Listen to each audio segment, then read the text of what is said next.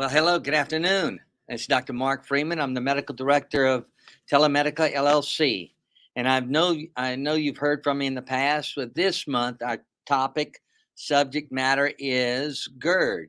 And I love it that the military and or not just the military, but the medical profession always uses these acronyms. But GERD actually, as most people do understand, is an acronym for gastroesophageal reflux disease, GERD.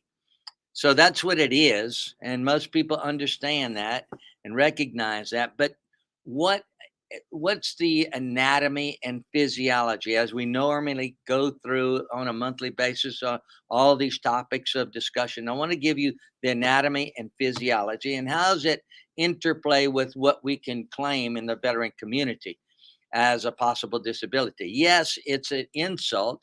It's an insult to your gastrointestinal system.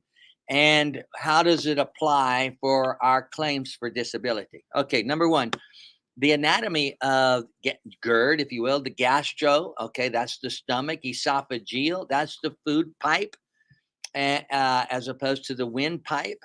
Reflux means you're going up against gravity outside of the norm, which is down with gravity from the food mouth to the food pipe down into the stomach. Reflux means you have stomach contents, be it just the stomach contents or chyme that is formed in the stomach after a meal. Either or are coming up from the stomach in against gravity into the food pipe, and that's not supposed to happen. So we're going to discuss that. So that's, and they call it's a condition, not necessarily a disease, because it's possible to be cured, and it's possibly that it doesn't have to be so chronic or lifelong. Okay, if you attend, like we said before, the attention to these conditions should start at the RCA, root cause analysis. So we need to analyze what's the root cause of this condition and attend to that condition. And that's what we do in preventive medicine. We proactively approach a condition by analyzing the entire patient, not just a particular laboratory value. But let's get back to the anatomy of gastroesophageal reflux disease. Okay, as we said, food comes in through the mouth, down the food pipe into the stomach, and if you have something coming up from the stomach going the opposite way, that's abnormal. Okay, what we want to do is figure out why. Number one, is something gurgling or getting to the point where it's coming up against gravity, and number two, how can it get from the stomach into the food pipe when there's supposed to be a valve there that's unidirectional, which means it's only supposed to go one way, go from top to bottom. And that unidirectional valve, if it's functioning as it is intended, then it will stop or disallow anything from down below to come back up. And that's what we call a unidirectional valve. That specific valve is the sphincter. It's called a sphincter. That's what medical term for a valve, and that's called the cardiac sphincter and the esophageal sphincter that separates the food pipe from the first part of the stomach. And so, if that unidirectional valve is not functioning appropriately, then it can allow something from below to come up to above. And that's where things get difficult when you start feeling symptomatic. And that's where the change in the pH from that stomach content that gets into the esophagus, which is a higher pH, and that difference quickly, that acute change in a low pH to a high pH can cause much problems. It's just like pouring acid on a wound. And so there's so now that's going to transition to the physiology. The function of that unidirectional valve, as I said earlier, is to keep anything from below to get up top. And what below can get up top and cause problems? Well, it can be chyme, as we said before, after a meal, but it can also just be stomach acid or stomach fluid. And that fluid has a pH of very low, anywhere between 1 and 3. And that's a very low acidic fluid, right? The pH of the esophagus or the food pipe is much higher, and it's anywhere between it just depends, but on your the acidity of your blood. But I would say it's anywhere between 5 and 9. Okay, and in some cases much higher. But when you the point of the matter is when you change the acidity or the pH from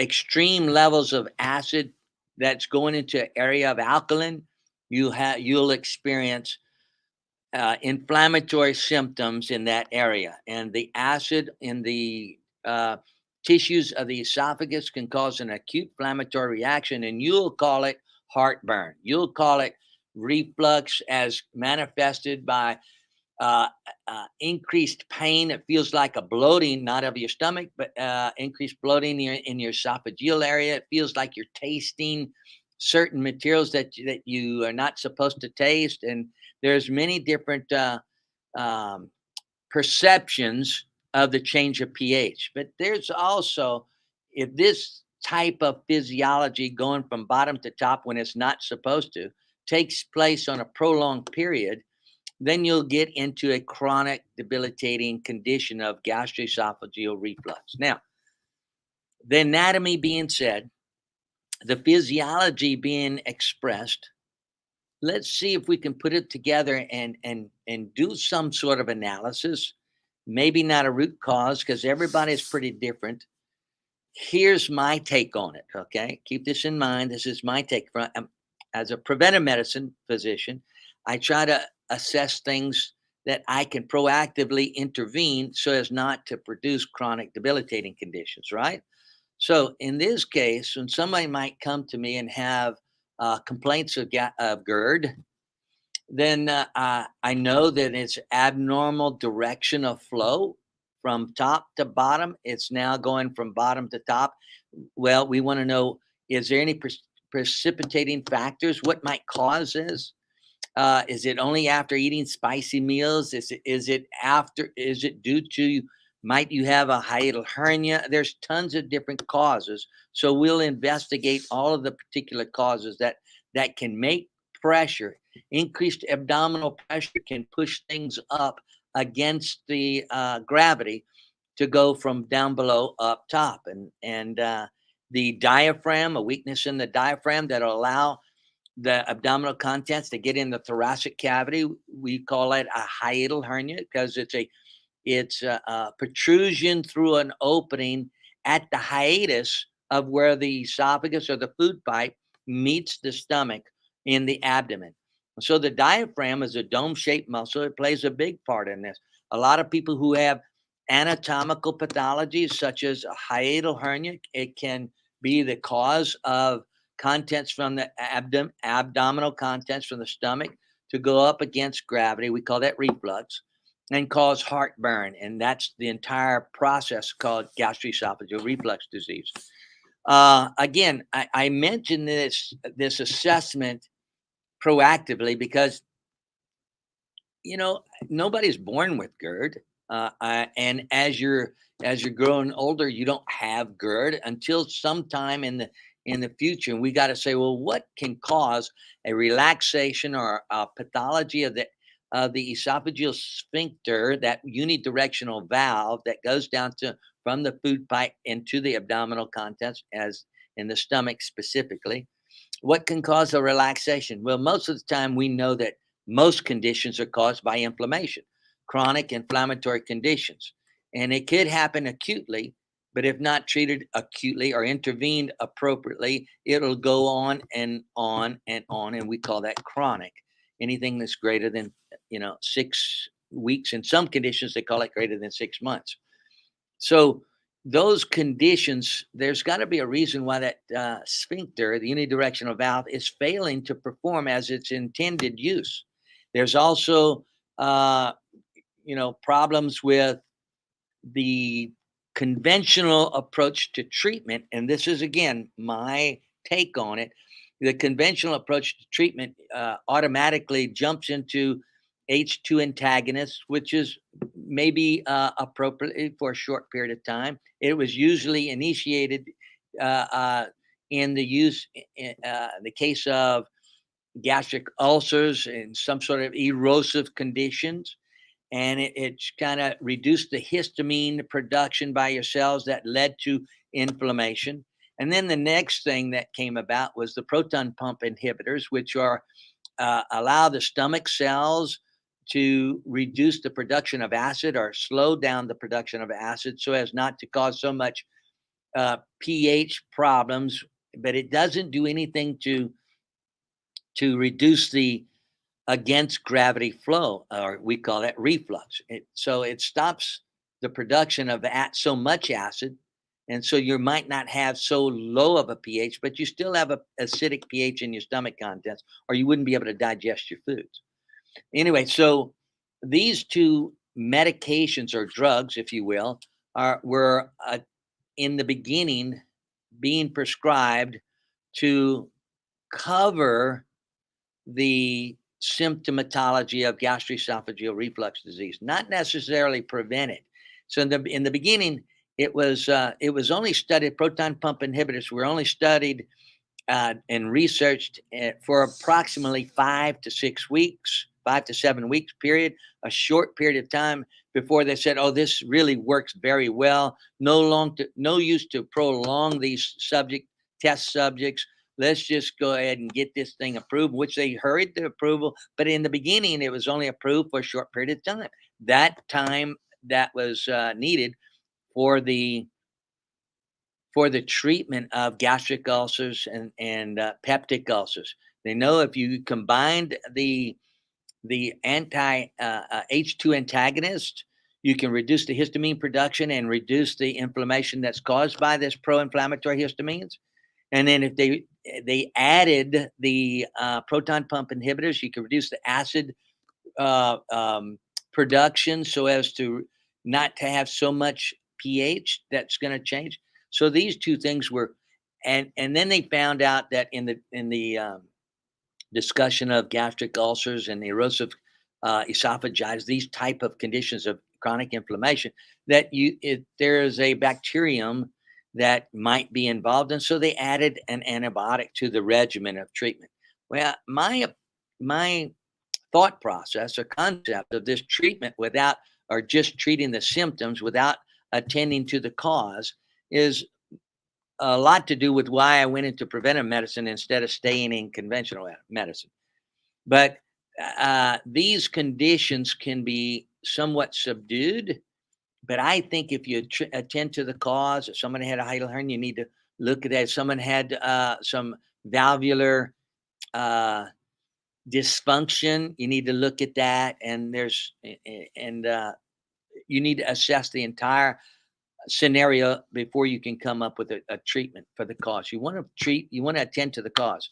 Now, we're not here to discuss the treatment of such. We're here to discuss the condition itself, the anatomy, the physiology, what goes wrong, and we attended some of the conventional approaches to the treatment. I would like to say that all of the conditions are related to chronic inflammation. So if you attend to the chronic inflammation, you might not just subdue the manifestations or the symptoms, but you might be able to either arrest the progression or even reverse the condition if you treat the chronic inflammation that's, I think, causing these things.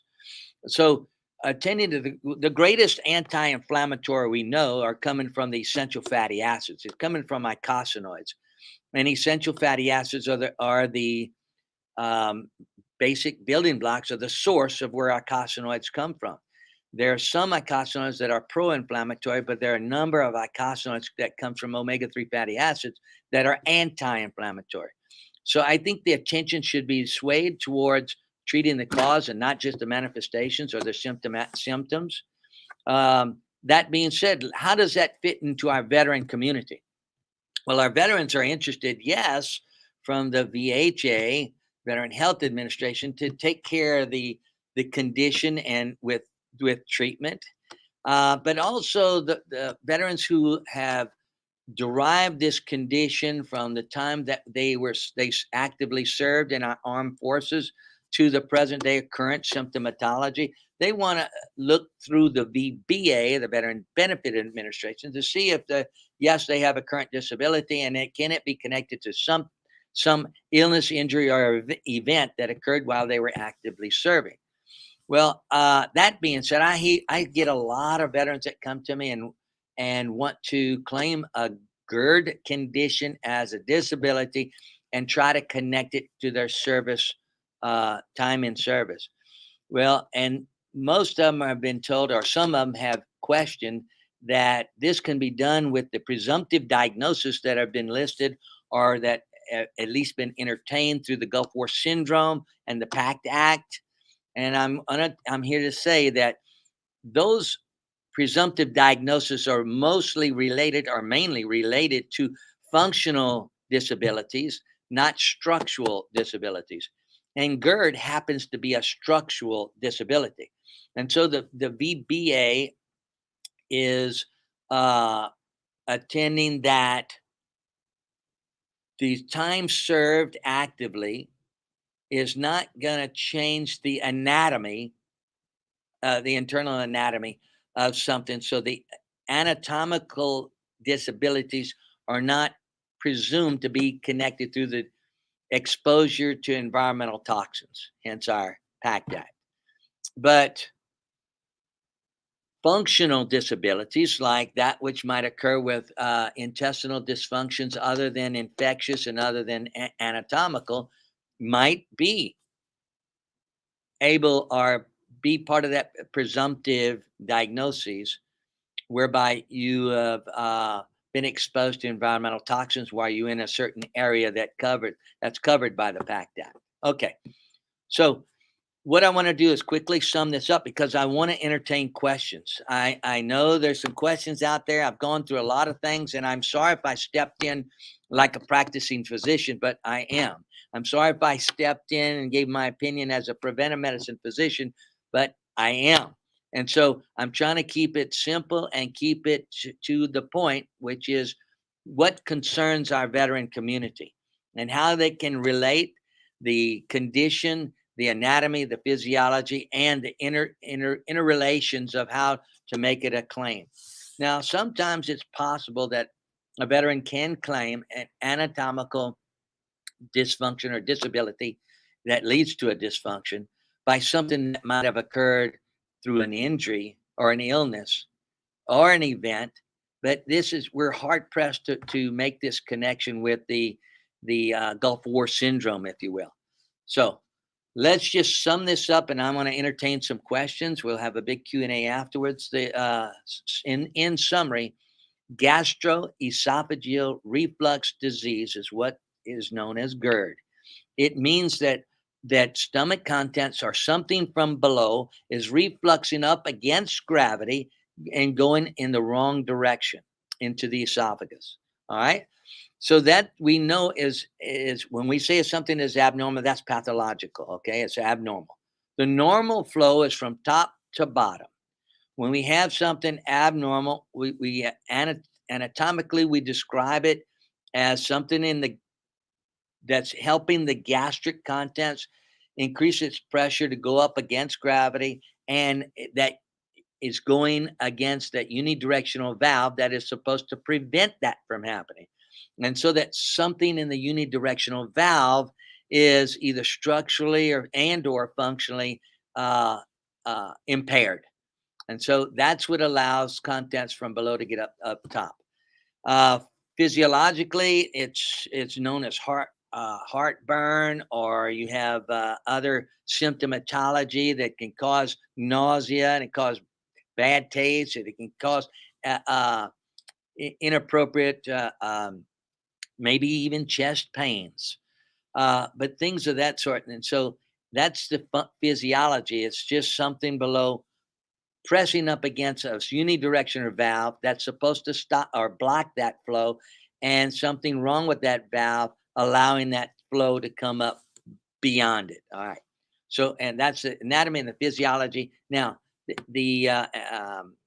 with other gastrointestinal conditions, we might can claim that as a disability that occurred due to exposure to environmental toxins. But with this particular condition, it's an anatomical pathology, anatomical impairment, and so it's not related to excuse me for that. It's not related to the presumptive diagnosis due to exposure. Now, I think we've covered everything that has to do with GERD without going into too many medical details. I'm trying to keep things on a layman's term so that we can understand it, because I want to take questions. I want people to understand the difference in the in the anatomical disabilities and the difference in the physiological disabilities, and those why to understand the differentiation is because it's only the Gulf War syndromes that most people are coming back and experiencing are presumptive diagnosis mainly from a functional standpoint, not necessarily anatomical standpoint. Okay, end of explanation. Let me now take some questions. Is there any questions? D. Marshall is asking, I plan on claiming GERD, secondary to service-connected depression and anxiety. What do you recommend I write about in my statement in support? Good question. I'm not here to do individual consultations.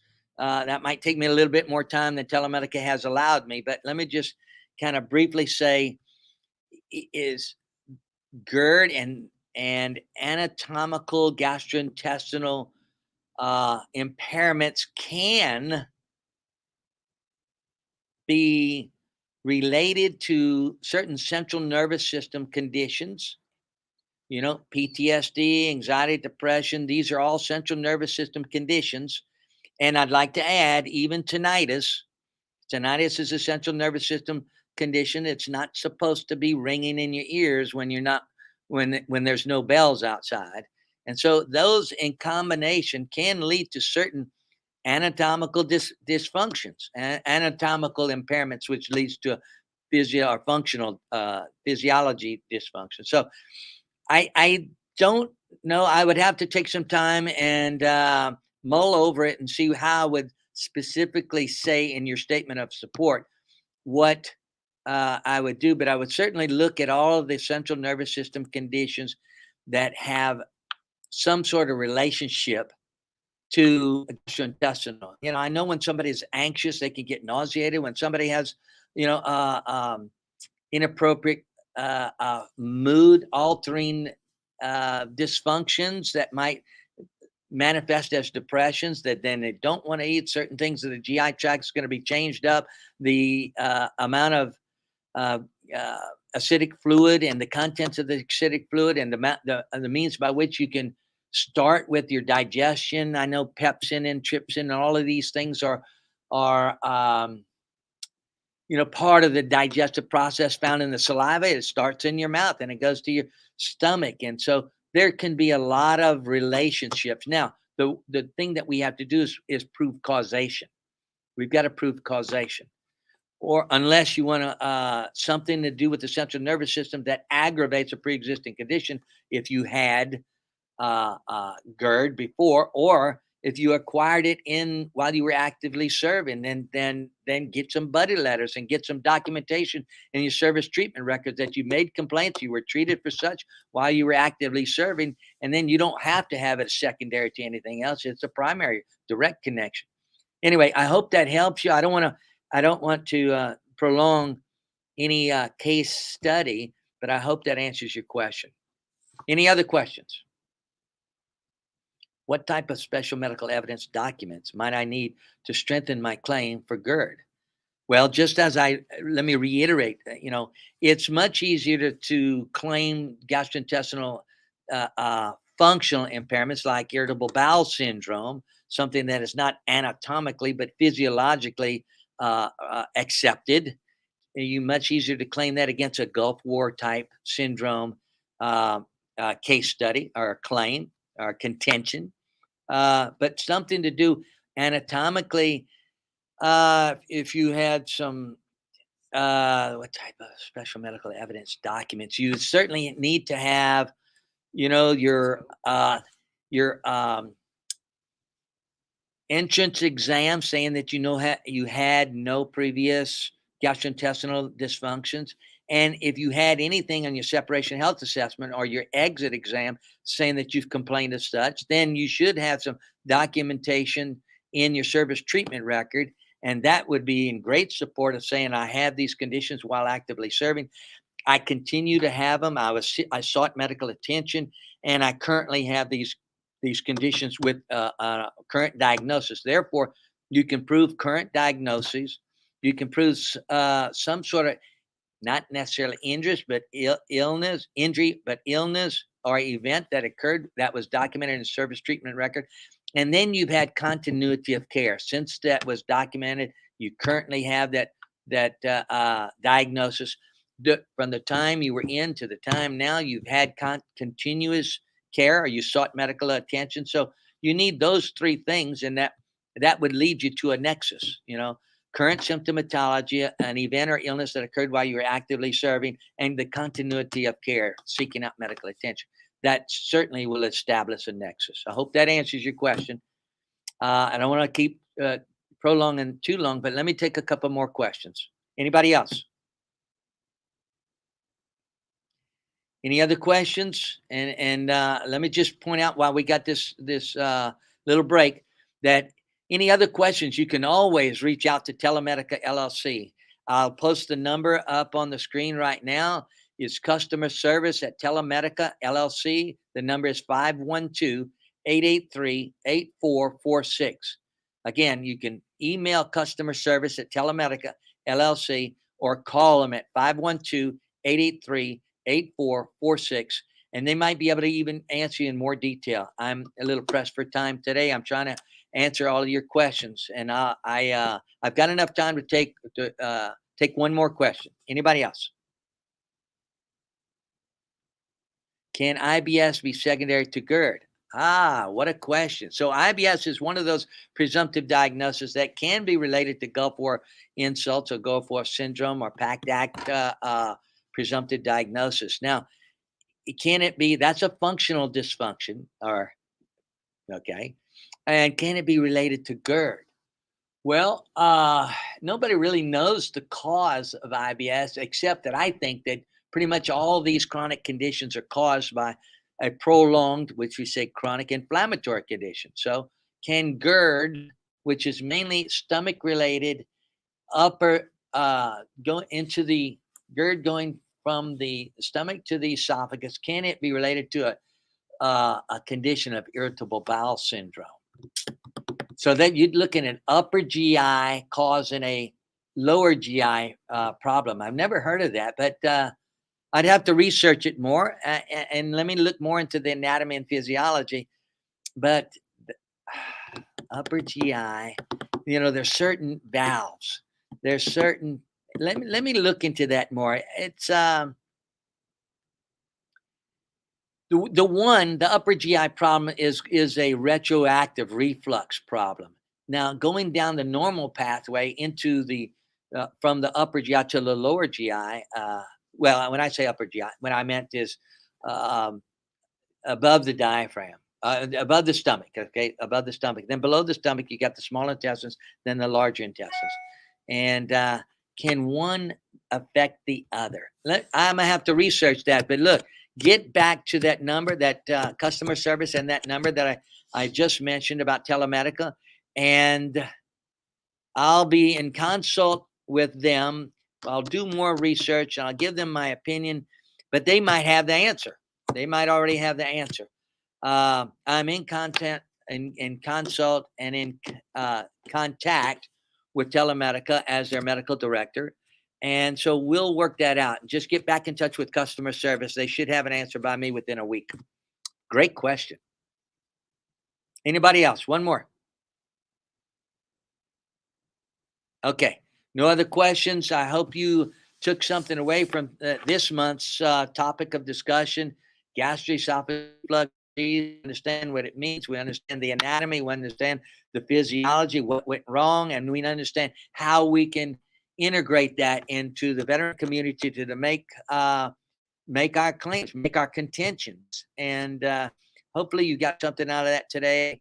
Again, if you have any other questions, you can of anything else, just reach out to Telemedica at customers@telemedicalc.com and or that number that I just previously put on the screen. Okay, thank you. I haven't got the list of our topic of discussion for next month, but that'll be posted on Telemedica. And thank you, guys. Keep those questions coming.